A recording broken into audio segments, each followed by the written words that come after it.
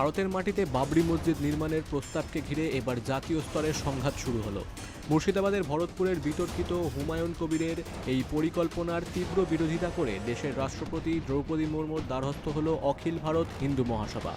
দিল্লিতে রাষ্ট্রপতির প্রধান সচিবের কাছে একটি আনুষ্ঠানিক অভিযোগপত্র জমা দিয়ে হিন্দু মহাসভার রাজ্য সভাপতি ডক্টর চন্দ্রচূড় গোস্বামী স্পষ্ট জানান, ভারতে কোনো দস্যু বা আক্রমণকারীর নামে স্থাপনা বরদাস্ত করা হবে না। হিন্দু মহাসভার পক্ষ থেকে একটি বিকল্প প্রস্তাবও দেওয়া হয়।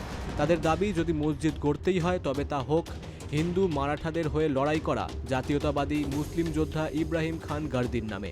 মহাসভার মতে হুমায়ুন কবির যদি প্রকৃত অর্থে জাতীয়তাবাদী মুসলিম হন তবে তিনি গার্দি মসজিদ করুন।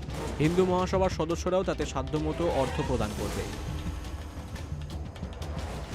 তোমরা যদি মসজিদ করার থাকে, তোমরা যদি ভারতবর্ষের সন্তান হও, তাহলে ইব্রাহিম খান গার্জির নামে মসজিদ করো, আমরা তোমাদেরকে টাকা তুলে দেব। আজকে সময় আসছে, তোমরা ভালো মুসলমান না খারাপ মুসলমান সেটা যাচাই করতে হবে।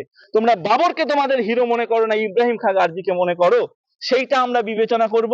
আগামী দিনে আমরা ঠিক করব। যদি ইব্রাহিম খান গার্জির পক্ষে থাকো, আমরা তোমাদেরকে হৃদয়ে রাখি।